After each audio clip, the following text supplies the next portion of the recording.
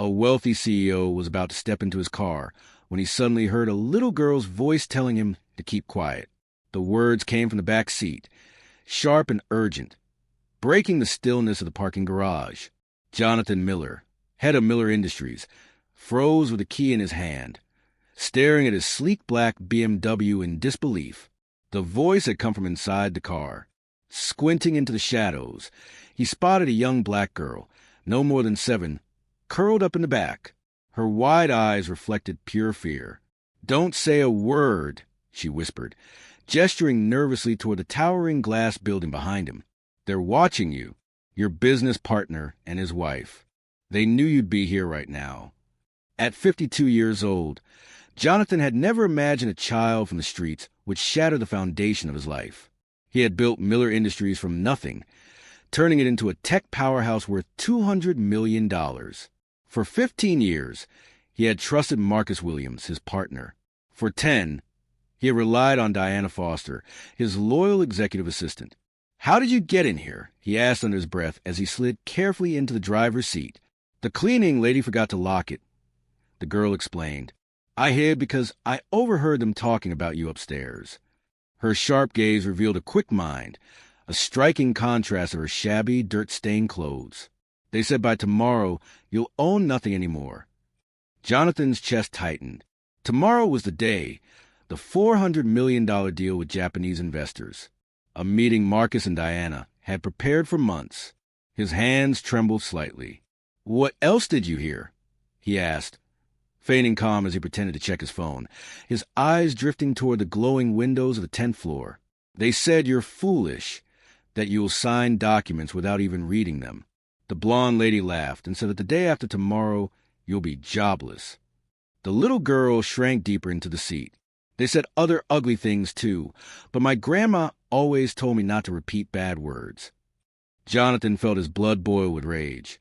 Yet, strangely, he also felt a spark of pride at the girl's courage.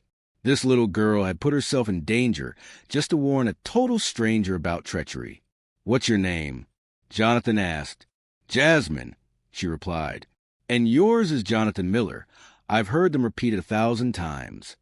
She hesitated, her small hands fidgeting. "Are you going to call the police on me now?" For the first time in weeks, Jonathan allowed himself a genuine smile. "No, Jasmine.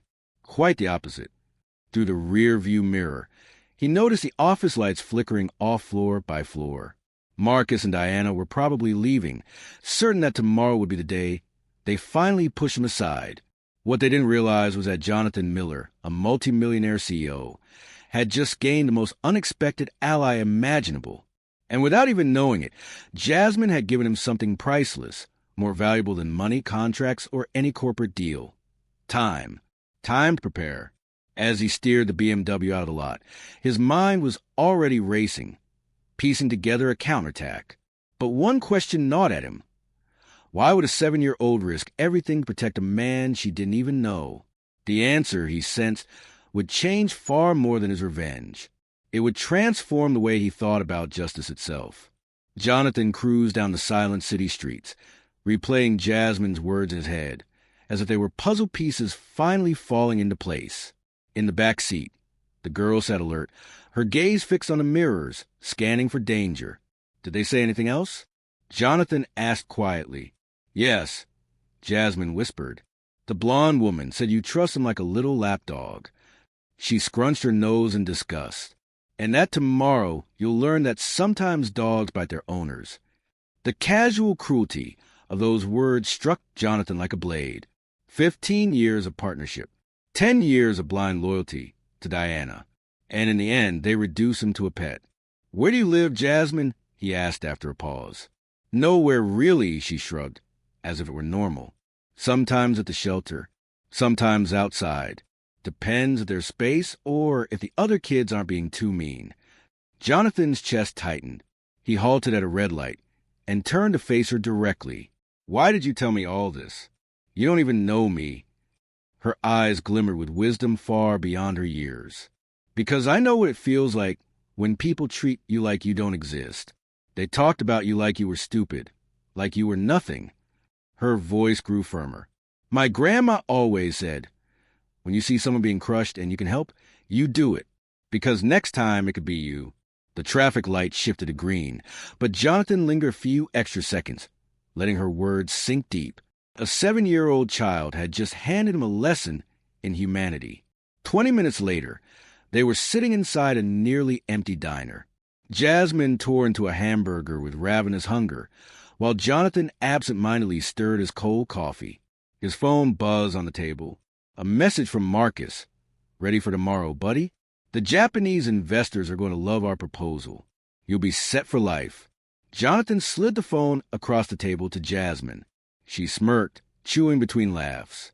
"He's got some nerve, lying to your face and still smiling while he does it." Marcus had always been like that, smooth-talking, persuasive, impossible to read. Jonathan typed back a cheerful reply, hiding the fury boiling inside him. Diana was no different. She knew his calendar better than he did. She had access to every corner of the company. And tomorrow, they thought they would use that access to trap him. Jonathan smiled faintly. "No, Jasmine, they won't succeed. But they can't know that I already see through them." Another notification lit up his phone. This time it was Diana. "Jonathan, I've checked the final contracts. Everything is in order. Just sign as you always have. You can trust me." The false warmth in her message made Jonathan's stomach turn. For a decade, she had been his right hand, his confidant, the person who arranged his life, who knew his passwords, his travel plans, his fears. And all along, she had been preparing the knife for his back. "Do they know things about you?" Jasmine asked, licking the ketchup from her fingers. "They know everything," Jonathan admitted quietly. "My bank codes, the company's accounts, where I keep key documents." The weight of betrayal pressed down hard. They had years to set this up. Then Jasmine, with her small, steady voice, asked a question he hadn't considered. "But you got years of things on them too, right?" Jonathan froze mid-sip, the glass trembling in his hand. She was right. 15 years of partnership. 10 years of working side by side. He knew their secrets as intimately as they knew his. The meetings Marcus had held with competitors, thinking no one noticed. The unauthorized bonuses Diana funneled to herself. The emails Jonathan had stumbled across by chance. The hushed conversations he had overheard when they thought he wasn't listening. "You've got a sharp mind, Jasmine," he said. "My grandma always said when you got nothing, you learn to notice everything." She dabbed her hands on a napkin, watching him closely. "They think you're clueless. But you're not, are you?" Jonathan's smile this time carried something new, something he hadn't felt in a long time, a spark of hope, laced with determination. "No, I'm not." The phone rang again. Marcus's name lit up the screen. Jonathan steadied his voice, answering with practiced friendliness. "Jonathan, glad you're there," Marcus said smoothly. "Diane and I are just wrapping the final details. Big day tomorrow. You must be excited." "I'm great, Marcus," Jonathan replied calmly. "Looking forward to seeing how it all plays out. It'll be perfect. Don't worry, we've handled everything. All you need to do is show up and sign where Diana tells you." The arrogance in Marcus's tone was almost suffocating. They really believed he had been reduced to a pawn, blindly obedient, ready to be discarded. When the call ended, Jasmine studied him with narrowed eyes. "You're planning something, aren't you?" Your eyes looked different. Every fake smile, every manipulative word, every carefully disguised lie of the past months suddenly came into focus. Marcus and Diana hadn't just betrayed him. They had underestimated him, and that was their fatal mistake. Jonathan had learned one timeless truth in decades of business. The strongest strategies aren't loud. They're silent. While Marcus and Diana were already toasting their imagined victory, he was preparing to use their own arrogance against them. The next morning, Jonathan woke with a sense of clarity he hadn't felt in months. Jasmine was asleep on the living room couch, curled up beneath a blanket Jonathan had pulled from the closet.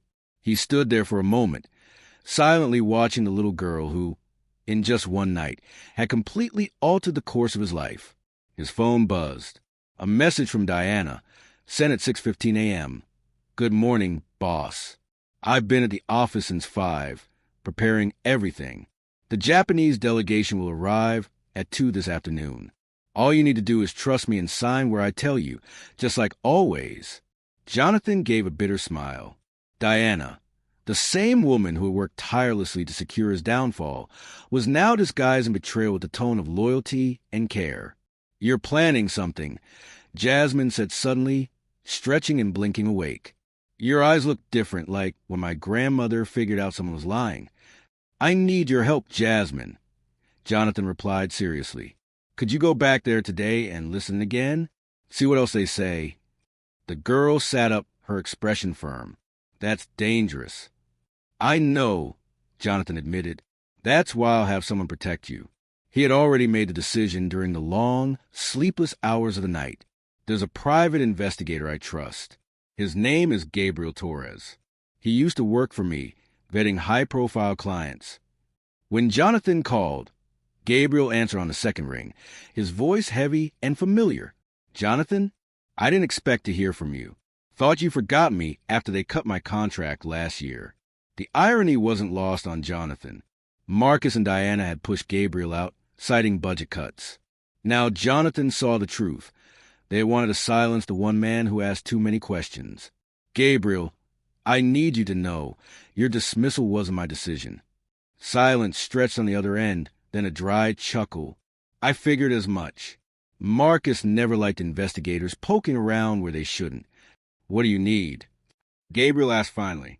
2 hours later, Gabriel was seated at Jonathan's kitchen table, his sharp eyes flicking between Jonathan and Jasmine.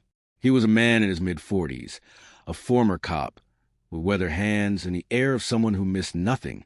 He studied Jasmine with a mix of admiration and concern. "So this little detective uncovered a multi-million-dollar conspiracy," he said, shaking his head. Jasmine grinned over her toast. "My grandma always said when you have nothing, you learn to pay attention to everything." Gabriel pulled a tablet from his bag and powered it on. "Jonathan, while Jasmine was saving your company, I've been digging into a few things myself. I never trusted the way I was let go." On the screen appeared spreadsheets, contracts, financial reports. Gabriel scrolled through them, his voice clipped with anger. "Marcus and Diana aren't just disloyal. They're criminals. Look at this. Fake invoices, shell companies, phantom clients. Over the past 2 years, they've siphoned more than $5 million out of Miller Industries." Jonathan's jaw tightened as Gabriel continued. "The deal with the Japanese isn't about expansion. It's a front for laundering dirty money. They need your signature to legitimize all the past transfers. Once you sign, you're out and everything is clean." A wave of cold fury spread through Jonathan's chest. "They stole from the company I built with my own hands," he muttered. "They used my trust to fund their corruption." Jasmine leaned forward, her eyes shining with excitement. "Now it gets interesting. They think you're clueless, but you've got me and an investigator on your side, and they have no idea." Jonathan's phone rang again. "Marcus." "Of course." "Partner." Marcus greeted him, his voice dripping with false warmth. "I trust you slept well. Diana and I have been here since early morning, putting the finishing touches together. The Japanese will be impressed by our preparation." "I'm sure they will," Jonathan answered evenly, his tone betraying nothing. "One more thing," Marcus added, and Jonathan could almost hear the smug grin on his face. "Diana thinks you don't need to waste time reviewing the contracts. They're highly technical, and you've always trusted us with these details. Just come in, sit down, and sign where she tells you." The arrogance was unbearable. Marcus and Diana actually believed they could rob him of $200 million and still make him feel indebted for their help. After ending the call, Jonathan noticed Gabriel studying him closely. "You've got 2 paths," Gabriel said firmly. "Go to the police right now and hope the evidence sticks in court, knowing they might slip away through loopholes. Or let them walk into their own trap." He leaned forward. "Attend the meeting, but not as the pawn they expect. Go in as the hunter they never saw coming." Jasmine clapped her hands, thrilled like she was watching her favorite movie. You pretend to sign, but really you're already 3 steps ahead. For the first time that evening, Gabriel smiled. "Exactly. while they toast their fake victory. We'll hand them over to police with proof so solid they won't escape. Just then, Jonathan's phone buzzed again. A new message from Diana appeared on the screen. "Jonathan, you're the best boss anyone could ask for. After today, I know our partnership will last forever." The sweetness of her words was poison. Jonathan felt his stomach tighten. She wasn't only stealing his company. She was savoring the humiliation she thought she had orchestrated. "They think I'm soft," Jonathan muttered, sliding his phone back into his pocket. "They mistake my kindness for weakness." Gabriel closed his tablet and gave him a steady look. "Then show them the truth. That kindness, when combined with strategy, can be lethal." Jasmine jumped up from the couch, her eyes sparkling with resolve. "I can help too. I'll sneak close to the meeting room and record everything on your phone." Jonathan hesitated. She was only 7. But then he remembered her bravery the night before, when she had risked everything to warn him. Finally, he nodded. "All right, but Gabriel stays with you the entire time." Gabriel smirked. "It'll be my pleasure to watch those two realize they picked the wrong target." As they went over the last details of their plan, Jonathan felt a rush of energy he hadn't experienced in years. The thrill of the hunt. For 2 years, Marcus and Diana had been crafting what they thought was the perfect trap. What they couldn't imagine was that, in just a few hours, the same snare would spring shut on them, crushing not only their scheme, but their entire lives. For 15 years, Jonathan had been the loyal partner, the patient leader, the man who always tried to believe the best in people. But today, they would discover another side of him, the side that awakens when patience finally runs out. The meeting was set for 2 p.m. By 2:05, Marcus and Diana would learn that the silent lamb they thought they were leading to slaughter had, in fact, grown sharp fangs. And this time, he intended to use them all. At the stroke of 2, Jonathan walked into the Miller Industries conference room with the calm of a man facing just another business day. Marcus and Diana were already there, carefully arranging piles of documents with the precision of surgeons preparing for an operation. "Jonathan." Marcus greeted him warmly, throwing his arms around him like a brother. "So glad you made it.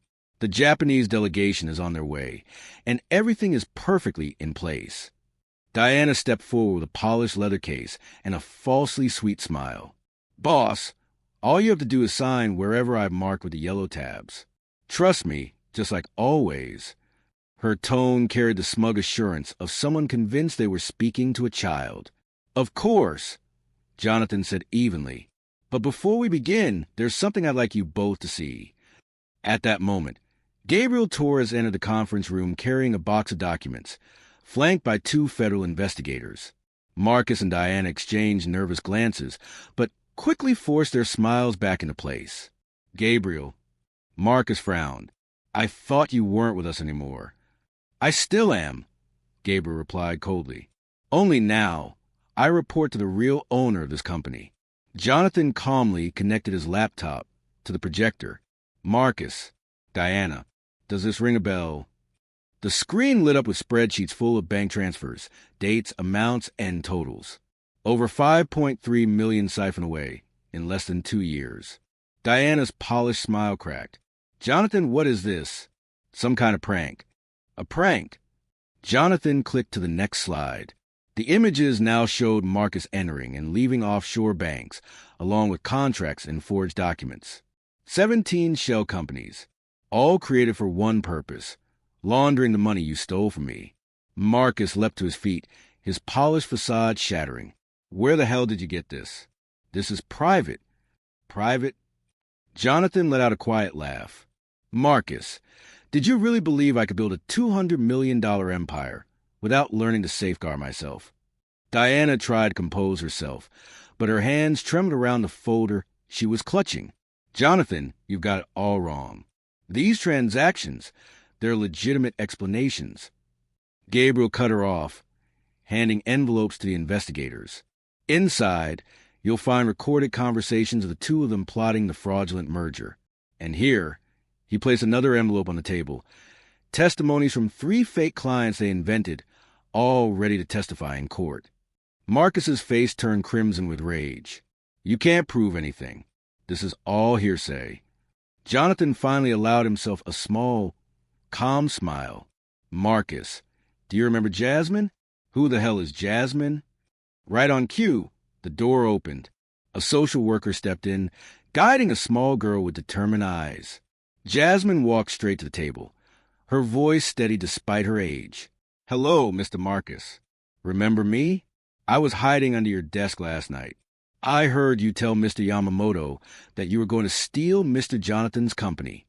The room froze. Marcus opened his mouth, then closed it again, unable to form words. Diana made one last desperate attempt. Seriously? You're going to trust the word of a child off the street over us? Gabriel took out his phone and pressed play. Diana's own voice echoed through the speakers. Jonathan is a sentimental fool. The day after tomorrow he'll be jobless, and we'll own everything. Then Marcus's voice followed. 15 years of pretending to be his friend. It'll be worth every second when I see his face as he loses it all. Diana collapsed into her chair, pale and shaking. Marcus slammed the table with his fist, sending papers flying. You bastard. You set us up. Jonathan's reply was quiet, but razor sharp. No, Marcus. I didn't trap you. You dug your own grave over 2 years. I just handed you the shovels. One of the investigators stepped forward. Marcus Williams. Diana Foster. You're under arrest for embezzlement, money laundering, and conspiracy to commit corporate fraud. The metallic snap of handcuffs echoed through the room. Marcus, red with fury, shouted, This isn't over. I'll ruin you. Jonathan straightened his tie, his voice calm. You already tried, Marcus. The difference is, I'm better at this than you are. Diana wept silently as she was led away, but Jonathan felt no trace of pity. He remembered every fake smile, every affectionate message sent while she quietly orchestrated his downfall. Jasmine tugged gently at his hand. Mr. Jonathan, are they really going to jail? Yes, Jasmine, he said softly, for a very long time. Gabriel closed his briefcase with a look of satisfaction. Jonathan, the Japanese canceled the meeting once they learned about the investigation, but 3 other firms have already reached out. Serious partners, interested in legitimate deals. Jonathan nodded, a calm pride settling over him. Good. Without parasites draining its lifeblood, this company will finally show its true worth. As the conference room emptied, he turned toward the window. Outside, the policeman was pulling away, carrying Marcus and Diana into the future they had created for themselves. For 15 years, he had trusted Marcus as a brother.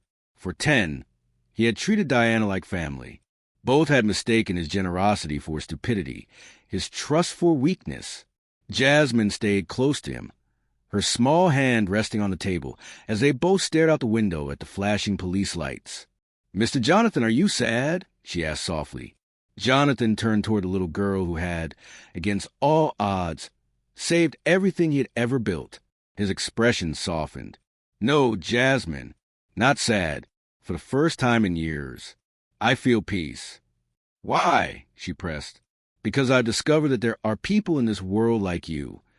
People who choose what's right even when there's nothing to gain from it.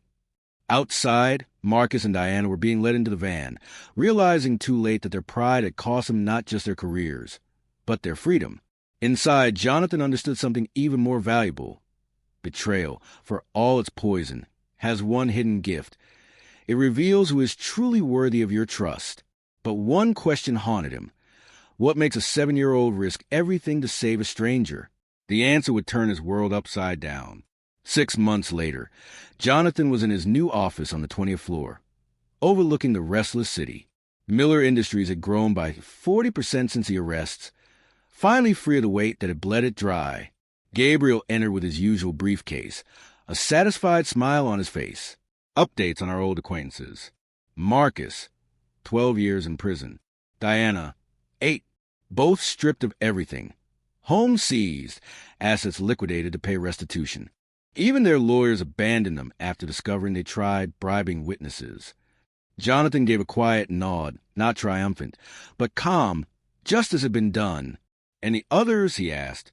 We uncovered 7 more victims from their schemes. They're pressing charges, recovering losses. Turns out the fraud was bigger than we thought. Before Jonathan could reply, Jasmine burst into the office, her uniform crisp, her new backpack bouncing as she ran. "Mr. Jonathan, I got an A on my math test." She waved the paper proudly. "Of course you did," Jonathan said warmly, kneeling to her height. "I never doubted it." Gabriel chuckled.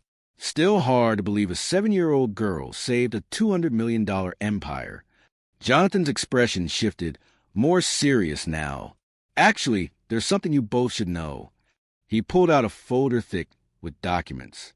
"Jasmine, do you remember your grandmother's name?" "Of course. Josephine Miller." "Why?" Gabriel froze. "Miller?"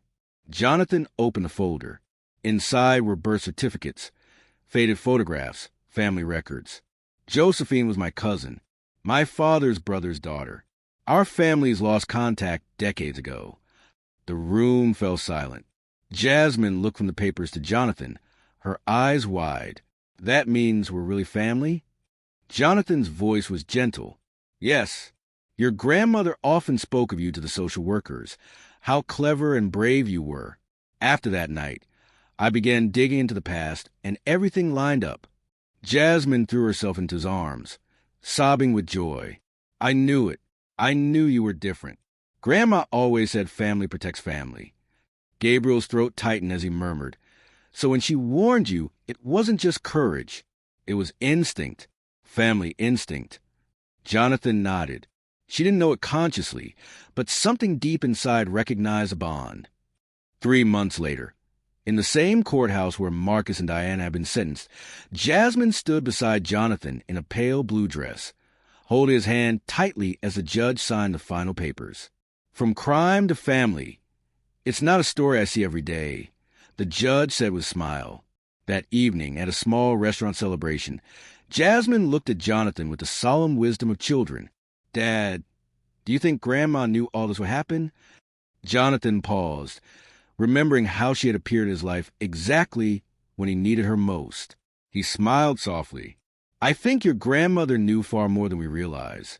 And I know she would be proud that you saved not just me, but our family." On the first anniversary of Marcus and Diana's imprisonment, Jonathan received 2 letters within the same week. The first was from Marcus, a feeble attempt at an apology, claiming it had all been a simple misunderstanding. The second came from Diana, also behind bars, pointing fingers at Marcus and painting herself as the innocent victim. Jonathan didn't even finish reading them before ripping both to pieces. "They still don't understand," Jasmine remarked, watching the shredded paper fall into the trash. "It's not about forgiving them. It's about moving forward and becoming stronger." The wisdom of that little girl continued to amaze Jonathan every single day. 5 years later, Miller Industries had grown into one of the 100 largest tech companies in the nation. Jonathan launched a scholarship initiative for underprivileged children, providing education and housing for over 200 kids every year. Jasmine, now 12, served as the program's honorary president. She handpicked beneficiaries and mentored youngsters facing challenges similar to those she had overcome. "Do you know the best day of my life?" she asked during the anniversary dinner of the program. "When was that?" Jonathan inquired. "The day I got into your car and decided to trust you," she said, eyes shining. "Because that day I wasn't just saving your company. I was saving our family." Jonathan smiled, pride swelling in his chest as he looked at the girl who had become his daughter and his greatest source of joy. Marcus and Diana had tried to annihilate everything he had built, but in the process, they had gifted him something far greater than money or power: family. He had learned that true family isn't defined solely by blood. It's also courage, loyalty, and unconditional love. And he understood that genuine revenge isn't about destroying those who betray you. It's about creating something so magnificent and enduring that their treachery becomes nothing more than a minor footnote in the story of your triumph. Marcus and Diana had attempted to steal his company, yet they had unknowingly given him far more than they ever imagined: a daughter, a purpose, and proof that the universe sometimes chooses the most unlikely people to deliver exactly what we need. If this tale of family, justice, and second chances touched your heart, subscribe for more stories that show true victory isn't about defeating enemies. It's about discovering the allies who have quietly stood by you, waiting for the perfect moment to step forward.